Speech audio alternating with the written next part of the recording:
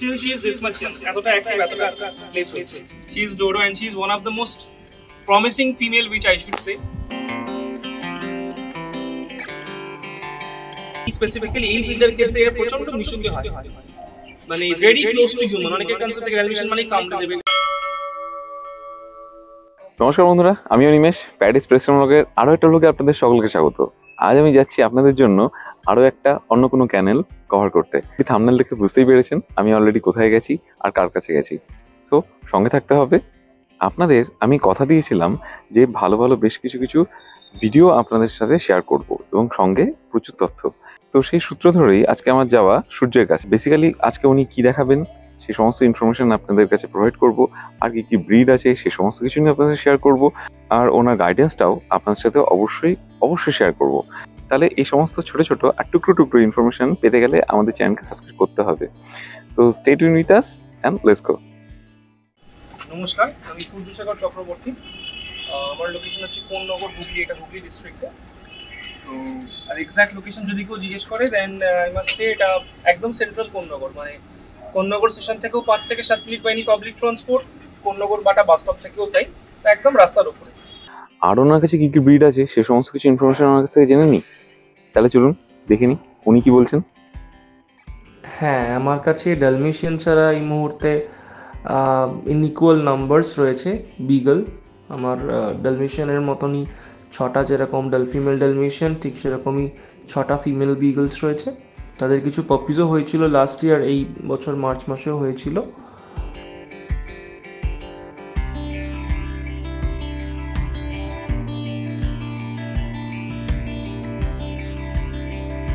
আজকে আমি বেসিক্যালি যেটা আপনাদের সামনে তুলে ধরছি সেটা হচ্ছে ডালমেশিয়ান। আগে অনেকে দেখেছেন, আগে আমার হ্যামস্টারের ভিডিও অনেকে দেখেছেন, ডালমেশিয়ানও ভিডিও দেখেছেন কিছু চ্যানেলে। বাট আজকে প্রাইমারিলি ভিডিওটা করার উদ্দেশ্য টু ফোকাস অন মাই ডালমেশিয়ানস। তো আজকে যেহেতু বললাম ডালমেশিয়ান ব্রিডের উপরে কথা বলবো, তো সেই ক্ষেত্রে কিছু পয়েন্টস বলে রাখা ভালো। আমি ডালমেশিয়ানটা নিয়ে কাজ করছি ফর দ্য পাস্ট 5 ইয়ার্স। তো যতটুকু নলেজ আমি ডালমেশিয়ান নিয়ে উপরে বলবো এবং সেটাই আমার রয়েছে ন্যাচারালি। তো সেই ক্ষেত্রে বলে রাখি, অনেকের একটা ধারণা রয়েছে কুকুর পোষা মানেই প্রচুর একটা মাল্টিভিটামিনস, প্রচুর মিট কন্টেন্ট, রাইস। তো ডালমেশিয়ান প্রথমত পুষতে গেলে সেই জিনিসটা একেবারেই নেই ডালমেশিয়ান ব্রিডার ক্ষেত্রে। ডালমেশিয়ান রাখতে গেলে বেসিক কয়েকটা জিনিস লাগে। প্রথমত বেঁধে, যে কোনো কুকুর আনলাইক ডালমেশিয়ান বেঁধে রেখে পুষবেন না দয়া করে। ওকে যত আপনি ফ্রি স্পেস দেবেন তত অ্যানিমালটা মেন্টালি বেটার থাকবে, ফিজিক্যালি তত বেটার থাকবে, ফিজিওলজিক্যালি রাদার বেটার থাকবে অ্যানিমালটা। অ্যান্ড নিউট্রিশনাল দিক দিয়ে বলতে গেলে এটা এমন একটা ব্রিড যার প্রচুর প্রোটিন লাগে না। অনেকের কনসেপ্ট যেরকম বললাম, হিউজ কন্টেন্ট অফ মিট প্রয়োজন হয় অন্যান্য ব্রিডের ক্ষেত্রে, হয়তো লাগে, আমি সেটা জানি না, বলতে পারবো না। বাট আমি যেহেতু ডালমেশিয়ানটা করি সেক্ষেত্রে বলবো প্রচুর মিট, প্রচুর প্রোটিন, এদের লিভারটা সেভাবে সিনথেসিস করতে পারে না। একটা হয় নিউট্রিশন দেওয়া, একটা নিউট্রিশনটা অ্যাবজর্ব করা। তো সেই লোড অফ নিউট্রিশনটা ওরা কিন্তু অ্যাবজর্ব করতে পারে না, সেই লোড অফ প্রোটিনটা ওরা বডি ওদের সিনথেসিস করতে পারে না। তো সেই ক্ষেত্রে তাই বলে আবার ঘরোয়া ডাল ভাত এরকম খাবারও ডেফিনেটলি নয়। খাবার দাবার বলতে গেলে বেসিক্যালি যেটা আমরা দিয়ে থাকি সেটা হচ্ছে প্রসেসড, একদম কখনো চিকেন ব্রেস্ট, হাড় একদমই নয়, যেটা আমি যদি ঘরে করা খাবারের কথা বলে থাকি। আর এমনি বেসিক্যালি বলতে গেলে ডগ ফুডের উপর এটা ডিপেন্ডেন্ট। যে কোনো প্রিমিয়াম ব্র্যান্ড, আমি নাম বলবো না, যে কোনো প্রিমিয়াম ব্র্যান্ড ডগ ফুডের উপর এদের মেন ডায়েটে ডিপেন্ডেন্ট থাকে। এটার সাথে ঘরে করা খাবারের যেরকম বললাম চিকেন ব্রেস্ট, দইয়ের ঘোল করে খাওয়ানো যেতে পারে, and that's quite fair enough. তার সঙ্গে কিছু মাল্টিভিটামিন, মাল্টিমিনারেলসও দিতে প্রয়োজনই হয়, বিকজ আমি ব্রিডিং করে, সেক্ষেত্রে ব্রিডিং করালে অ্যাডেড নিউট্রিশনের ডেফিনেটলি প্রয়োজন হয়, otherwise they might run deficit out of those nutrient. তো নিউট্রিশনালি ব্যালেন্স অবশ্যই রাখতে হবে কুকুরকে, এবং সেটা আপনি ব্রিডিং করান বা না করান, ব্রিডিং করালে তো অবশ্যই করতে হবে। তো আরেকটা যেটা মেন ব্যাপার বলবো, অনেকের একটা রয়েছে ডালমেশিয়ানের ক্ষেত্রে, ডালমেশিয়ান অনেক ব্রিডের ক্ষেত্রে যেটা মানুষ ফেভার করে মেল। তো সেই ক্ষেত্রে বলে রাখি, for a hyper active breed like Dalmatian, male manage করা কিছু মানুষের জন্য একটু টাফ হয়ে যায়। যেমন আজকে আমার 6টা ফিমেল, তো 6টার মধ্যে 6টাই কিন্তু ফিমেল। আমি মেল রাখি না, আমার এক সময় মেল ছিল, মেল রাখি না বলতে রাখতে পারিনি, বিকজ মেলের যে টেম্পারামেন্ট হয়, মেলের যে নিউট্রিশনাল রিকোয়ারমেন্ট থেকে শুরু করে যে স্পেসটা মেলের প্রয়োজন পড়ে, সেই স্পেসটা আমি অ্যাফোর্ড করতে পারবো না, সেই স্পেসটা আমার কাছে নেই। তো male needs a lot of exercise, lot of maintenance, rather maintenance মানে শুধু খাবারের দিক দিয়ে বলছি না, মেনটেনেন্স ইন অল টার্মস।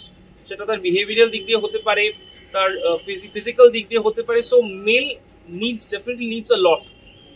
সেই দিক দিয়ে ফিমেল কিন্তু is much more easy to maintain, much more easy to deal with. সেখানে মেল যেটা হয়, মেলের একটা অ্যাডামেন্ট চলে আসে, আমি এই কাজটা করবো তো করবি। সেই মেলকে ট্রেন করা খুব একটা ইজি ব্যাপার হয়।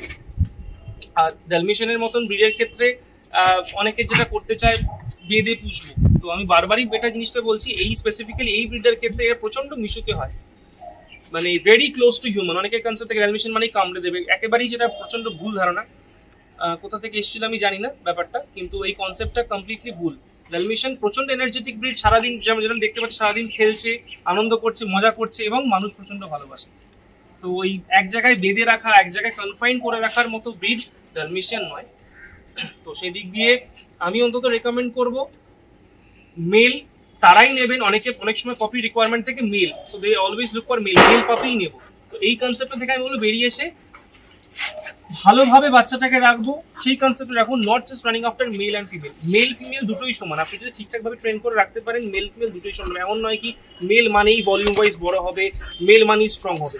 Females are equally strong, females are equally যেটা আপনি চাইছেন অ্যানাটমিক্যালি দিক দিয়ে সেরকম ভাবেই ডেভেলপড হবে, কিন্তু মেল এক্সট্রা বড় হবে, এক্সট্রা কোনো বেনিফিট কিন্তু মেল নয়। তো একটাই মেসেজ দিতে চাইবো এই কথাটার মাধ্যমে, যেটা আমি বলতে চাইছিলাম যে মেল নেওয়া মানেই অনেকের একটা যে ঝোঁক রয়েছে মেলই নেবো, মেল পাপি সব থেকে বেস্ট, এই কনসেপ্টটা থেকে বলবো কাইন্ডলি বেরিয়ে আসতে। কারণ male money is not something extraordinary, unlike female. Male সেরকম, মেল মানি যে এক্সট্রা বেনিফিট, মেল মানি ঝামেলা কম তা কিন্তু না। মেল মানে রাদার আমি বলবো একটা বয়সের পর, আফটার দি রিচ অ্যাডোলেসেন্ট, যদি আপনি মিটিং না করাতে পারেন মেলকে, যদি আপনি প্রপার মিটিং না দিতে পারেন, মেল কিন্তু হাইপার অ্যাগ্রেসিভ হয়ে যায় এবং তার যে এক্সেসিভ এনার্জিটা সেটাকে বার্ন আউট করার জন্য সেরকম এক্সারসাইজ দিতে হবে মেলকে, সেটা কিন্তু ফিমেলের অতটা প্রয়োজনীয়তা থাকে না। তো সেই বয়সটার পর মেলকে মেনটেন করা, আপনি প্রপার মিটিং যদি না দিতে পারেন, বাড়িতে অচেনা লোক এলো পা ধরে হাম্পিং করা, বা বিভিন্ন জায়গায় টয়লেট করে বেড়ানো, সেন্ট মার্কিং, টেরিটরি মার্কিং, এই বাইরে কুকুর ফিমেল দেখছে হিটে এসছে রাস্তায় সেখান থেকে হাউলিং করা, এই ব্যাপারগুলো কিন্তু মেলের মধ্যে অনেক বেশি পরিমাণে ডেভেলপ করে আফটার আ সার্টেন এজ। তো মেল নেওয়ার আগে এই কনসেপ্টটা, এই বিষয়টা সবসময় ভেবে নেবেন যে নট জাস্ট মেল নিয়ে ফেললাম, মেল নেওয়াটা কিন্তু তুলনামূলক ফিমেলের থেকে একটু চাপজনক। তো সেই ক্ষেত্রে যদি কেউ দেখছেন যে না আমি একটা কোম্পানি চাই, একটা সঙ্গ চাই এবং অ্যাজ আ গার্ড ডগ আমি নিতে চাই, then Dalmatian is the best option I would say. যেরকম আপনাকে ভালোবাসবে ঠিক সেরকম ভাবে আপনাকেও প্রোটেকশনও দেবে এবং সেরকমই কেয়ারিং হয়, সেরকম সেন্সিটিভ। সব থেকে ইম্পর্টেন্ট, ড্যালমেশিয়ান প্রচন্ড সেন্সিটিভ একটা ব্রিড। এদের সাথে জাস্ট একটু ইন্ট্রোডিউস করিয়ে দিই। আগেই বলে রাখি, আগে যেটা সবসময় হতো আমার ড্যালমেশিয়ান পাপি 1 বছর 9 মাস 10 মাস আগে থেকে প্রি বুক থাকতো। তো সেই ব্যাপারটা একটুখানি মানে কাটানোর জন্য আমি লাস্ট ইয়ারতে কিছু ফিমেলস আমি রিটার্ন করেছি from my past year breeding. যেমন এটা হচ্ছে টোটোটা দিকায়, এটা হচ্ছে আমার female which I first started with, এই ফিমেলটা দিয়ে। তো she is sort of everything to me।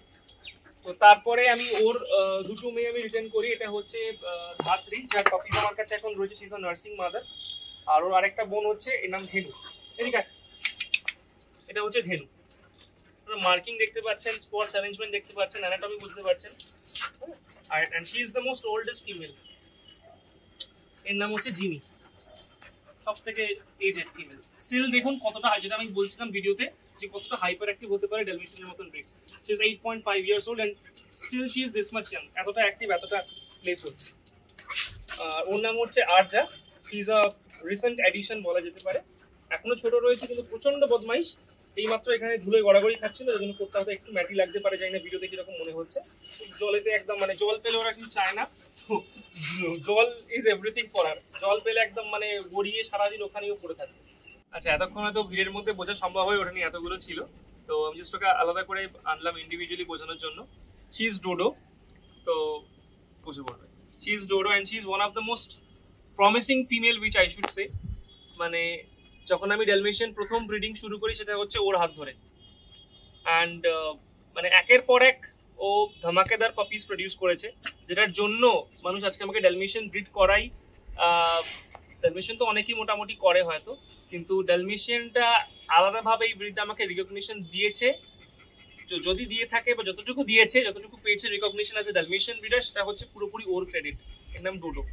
আর সাংঘাতিক লাভিং একটা ফিমেল, অসম্ভব সেন্সিটিভ, আর তেমনই প্লেফুল। তো আজকে যেরকম দেখালাম ওরই মেয়ে আমার কাছে রয়েছে, দুটো ফিমেল আমি রিটেন করেছিলাম লাস্ট ইয়ার আগের ইয়ার। একজন হচ্ছে ধেনু আর একজন হচ্ছে ধাত্রী, 2 of the females. And another good news which I must share with you all, যেরকম বললাম আমি ওটা ফিমেল একটু এক্সটেন্ড করেছি, কিন্তু ম্যাক্সিমাম ক্ষেত্রে যেটা হয় পাপিজ আমার বুক থাকে, এবারেও আমার লিটারে ম্যাক্সিমাম পাপিজ বুকড রয়েছে। তো এবারে যারা পাপিজ যারা পাবেন না তারা ডিসঅ্যাপয়েন্টেড হওয়ার কোনো কারণ নেই, because she is again a mother to be. ঠিক আছে, ওকে আমি লাস্ট মেট করিয়েছিলাম 1.5 বছর আগে, তো দুটো সিজন স্কিপ করে আবার এবারে ওকে আমি মিটিং করিয়েছি। And let's now hope for the best. তো যারা পাননি লাস্টবারে পাপি, তো I would like to say নিচে দেওয়া নাম্বারটায় kindly do contact me so that I can get touch with you and vice versa. তো একটা জিনিস জাস্ট ইনফর্ম করে রাখতে চাই, যেটা অ্যাবাউট দ্য প্রাইস। আমি ডিরেক্টলি কিছু প্রাইস বলবো না, but I must give an idea. অনেকেই একটা কনসেপ্ট থাকে ড্যালমেশিয়ান মানেই 6,000-7,000 টাকা, ড্যালমেশিয়ান মানে একটা সস্তার ব্রিড। তো এটা একটা সাংঘাতিক ভুল ধারণা, কারণ ড্যালমেশিয়ান এমন নয় কি জাস্ট কিছুও খাইয়ে বড় করে দেওয়া যায়। Unlike any other expensive breeds, unlike any other breed maintenance, Dalmatian needs equal amount of maintenance. হয়তো অন্যভাবে লাগে, বাট ডেফিনেটলি সস্তায় হেলাফেলা করে ড্যালমেশিয়ান পোষার মতন কিন্তু ব্রিড নয়। তো সেদিক দিয়ে বলে দিই, আমার এখানে পাপির প্রাইস রাখা হয় strictly as per the breed standard. আমি ব্রিড স্ট্যান্ডার্ড স্পেসিফিক ব্রিডিং করাই চেষ্টা করি অন্তত, এবং প্রত্যেকটা লিনিজে চেষ্টা করছি যাতে ব্রিড স্ট্যান্ডার্ডটাকে আরও এলিভেট করা যায়। তো সেদিক দিয়ে বলে রেখে আমার এখানে বাচ্চার দাম মানে ড্যালমেশিয়ান মানেই সামথিং এত একটা প্রাইস 7,000-6,000 তা নয়। আমার এখানে বাচ্চার দাম আমি বলি অনলি আফটার 35 ডেজ ডিসক্লোজ করা হয়, 35 কখনো 33, 30 ডেজ, মানে 30 ডেজের আগে আমার এখানে বাচ্চার দাম আমি আমার কোনো ক্লায়েন্টকেই বললে সে আগে বুকিং থাকুক যাই থাকুক, কারণ 30 ডেজের আগে বলা উচিত নয়। Because for a breed like Dalmatian, বারবার যে কথাটা সবাইকে বলি, price clearly depends on marking and anatomy. একটা বাচ্চার যেরকম মার্কিং আসবে, ঠিকঠাক প্রপার মার্কিং আসতে হবে, face needs to be clear, চোখের নিচে কাজল মার্কিংটা থাকতে হবে, ears needs to be spotted which you can see here, এবং সারা বডিতে ইন্ডিপেন্ডেন্ট স্পটস থাকতে হবে। স্পট মার্চ করে গেলে দ্যাট ইজ আ ফল্ট। আবার কোথাও স্পট কম থাকার কারণে একটা হয়তো রিজনে স্পট নেই, সেটাকে বলা হয় উইন্ডো ফল্ট, এটসেট্রা। এরকম অনেক কিছু ফিচার্স রয়েছে উইচ মেক্স আ প্রপার ড্যালমেশিয়ান। ঠিক সিমিলারলি অ্যানাটমিক্যাল ক্ষেত্রেও রয়েছে, head needs to be an Apple shaped মাথা হতে হবে, the neck needs to be muscular and it should fit well into the shoulder plates. তাছাড়া টপ লাইন একদম straight আসবে, incline অনেক সময় হয় ভাঁজ খেয়ে যেরকম ভাবে ইউ প্যাটার্ন চলে আসে, দ্যাট ইজ আ ফল্ট। এরকম আরো অনেক ছোট ছোট জিনিস বিষয় রয়েছে যেগুলো মাথায় রেখে ব্রিডিং করানো উচিত, এবং ঠিকঠাক এই ফ্যাক্টরসগুলো আসলেই তবে একটা বাচ্চার দাম 20 থেকে 25,000 হওয়া উচিত হয় অন্তত আমার কাছে। একদম প্রপার আসতে হবে প্রত্যেক কটা পয়েন্ট যেগুলো বললাম। আবার যদি না হয়, একটা যদি ভুলভাল কোনো মার্কিং চলে আসে, দেন ড্রাস্টিক্যালি, আমার কাছেও হয়েছে, আমার ইনফ্যাক্ট এই লিটারেও রয়েছে, আমার এই লিটারে ম্যাক্সিমাম পাপিজের প্রাইস রয়েছে অ্যাবভ 20। ঠিক সিমিলারলি ওদেরই সিবলিং আরেকটা ফিমেলের প্রাইস রয়েছে আমার 6,500 মাত্র, 6,500 টাকা। আপনি বলবেন কেন 6,500 টাকা? এই কারণেই রয়েছে বিকজ বাচ্চাটা is not up to the breed standard. সেও ড্যালমেশিয়ানের পেটে জন্মেছে, obviously Dalmatian, but breed standard specified বাচ্চা নয়। তো আমার মনে ভালো লাগলো, কার ভালো লাগলো, ভালো লাগা দিয়ে নয়, ব্রিড স্ট্যান্ডার্ড স্পেসিফিক বাচ্চা রয়েছে কিনা তার উপরে কিন্তু প্রাইস সবসময় ডিপেন্ড করে, অন্তত আমার কাছে সেটাই। যার জন্য বললাম আমার কাছে এরকম 6,500 ড্রপ করতে পারে, ভগবান না করুক ইন ফিউচার এরকম হোক, বাট এবারে হয়েছে। আবার ঠিক তেমনই ওই লিটারের মধ্যে এরকম আউটস্ট্যান্ডিং মার্কিংওয়ালা পাপিজও কিন্তু হয়। So price absolutely depends on marking এবং অ্যানাটমি এবং অবভিয়াসলি লিনিয়েজ। তো ড্যালমেশিয়ান মানেই যেরকম একটা প্রাইস হবে বা কম দাম, এটা কিন্তু ভাবার কোনো কারণ নেই। Thank you. তো এই হচ্ছে যারা বলছিলাম ধাত্রীর পাপিজ, মানে ডোডোর বলতে গেলে নাতি এরা সম্পর্কে, যাকে একটু আগে ভিডিও দেখালাম। তো এখানে রয়েছে একটি মেল পাপি, একটি ফিমেল পাপি, দুটোই বুক, যদিও জাস্ট দেখাচ্ছি। আজকে বাচ্চার বয়স 35 ডেজ অ্যাজ পার টুডে। ঠিক আছে, এখনো still a lot to do with this puppies, because anatomically physiologically বাচ্চা অনেক ডেভেলপ করবে, মার্কিংস আরও প্রপার আসবে, মানে এর মধ্যে এখনো আমার ইনপুটস দেওয়া অনেক বাকি সত্যি কথা বলতে গেলে। তো মাল্টিভিটামিন, সাপ্লিমেন্টস, ঠিকঠাক ডায়েট, সমস্ত কিছু করে বাচ্চা এখনো অনেক রেডি হবে, কিছুই হয়নি। এরপরে মাসল থেকে শুরু করে বোনস অনেক অনেক ডেভেলপ করবে। তো বাচ্চা আমি হ্যান্ড ওভার করবো আফটার 50 ডেজ উইথ ভ্যাকসিনেশন। তো কোথায় 2-3টে পাপিজ রয়েছে, তো কেউ যদি ইন্টারেস্টেড থাকেন হোয়াটসঅ্যাপে নক করবেন, আমি এই নাম্বারটায় আমি তাদেরকে ভিডিও শেয়ার করে দেবো। যদি পাপিজ পছন্দ হয় আমাকে অবশ্যই জানাবেন। Thank you so much. কেমন লাগলো আজকে আমাদের এই ভিডিও জানাতে অবশ্যই ভুলবেন না আমাদের কমেন্ট বক্সে। চলুন দেখা হবে নেক্সট অন্য কোনো ভিডিওতে, ততদিন সঙ্গে থাকুন, দেখতে থাকুন প্যারাডাইস পেটস অ্যান্ড ব্লগ।